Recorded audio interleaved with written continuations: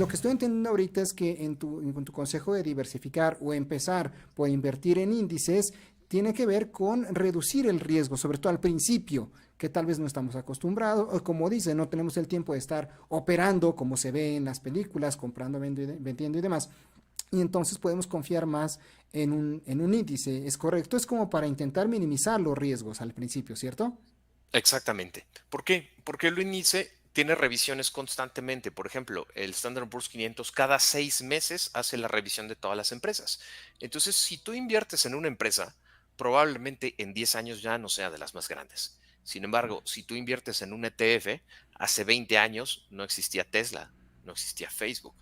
¿No? Entonces, que son parte del día de hoy del Standard Poor's 500. Entonces, cuando tú estás invirtiendo en un índice, pues no es que lo quiera decir así, pero si no tienes ahorita el capital suficiente para que un asesor pueda encargarse de una gestión activa, esto se llama gestión pasiva. Es decir, tú lo único que vas a hacer es comprar acciones, o sea, comprar estos ETFs cada Ujú. mes, ¿no? Y ya no tienes que manejarlo, ya no te estresas, solita las empresas empiezan a trabajar para ti.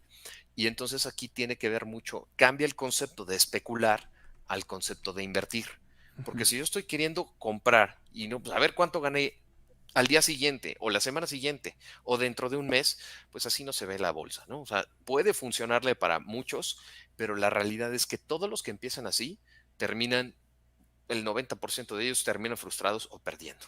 Mientras que todas las personas que lo ven como un negocio, insisto, lo puse al principio de la transmisión, ¿no? Ujú. Si tú lo ves como una franquicia, cuando tú compras una franquicia te dicen, oye, vas a apenas a recuperar tu dinero en 5 años. Es Ujú. decir, tienes que trabajar tu negocio 5 años y no vas a ganar nada. A partir del año 5 es que empiezas a tener ganancias. Entonces, si la bolsa de valores lo ves como algo similar, entonces el riesgo de invertir en el Standard Poor's 500, por ejemplo, es cero. ¿Por qué? Así, cero, El cero. Órale. cero. Cuando 5 años. ¿Por Ok. qué?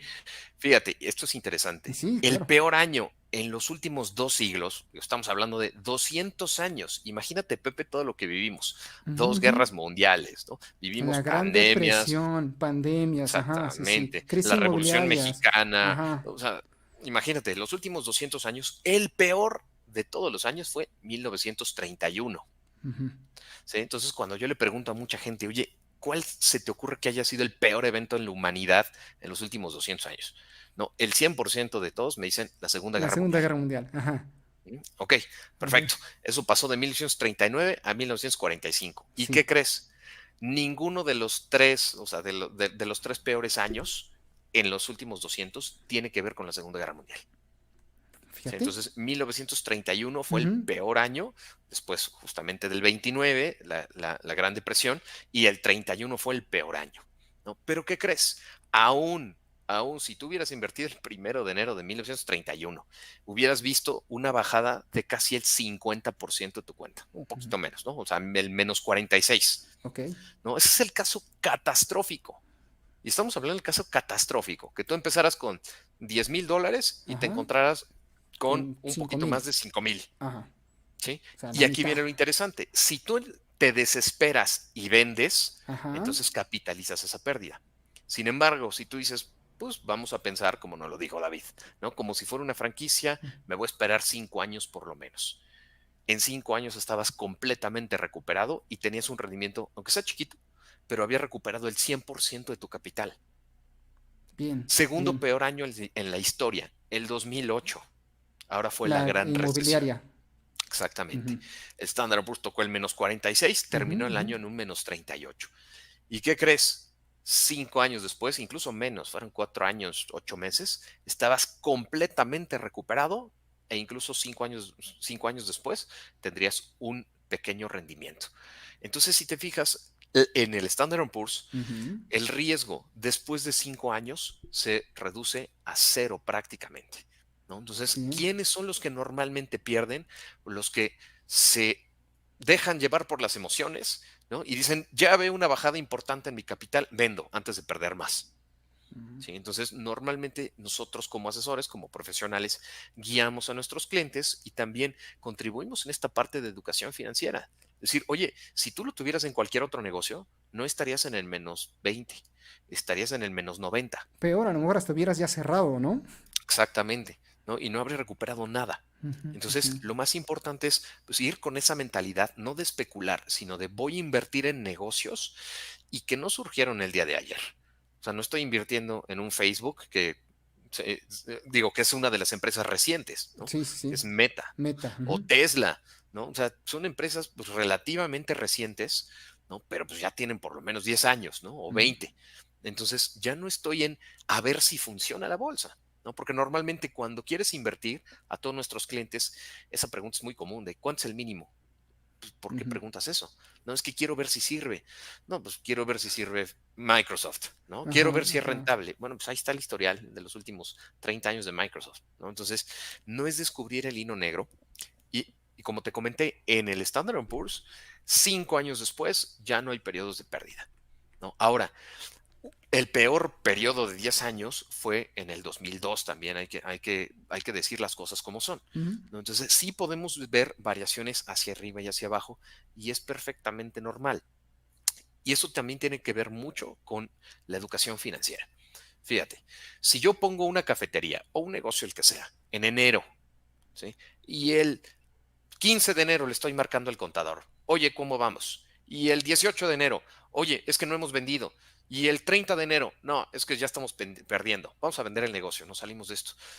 No, normalmente el no le contador das te dice, tiempo. espérate al cierre fiscal. ¿Quieres saber si tu negocio funciona? Tienes que esperarte al 31 de diciembre.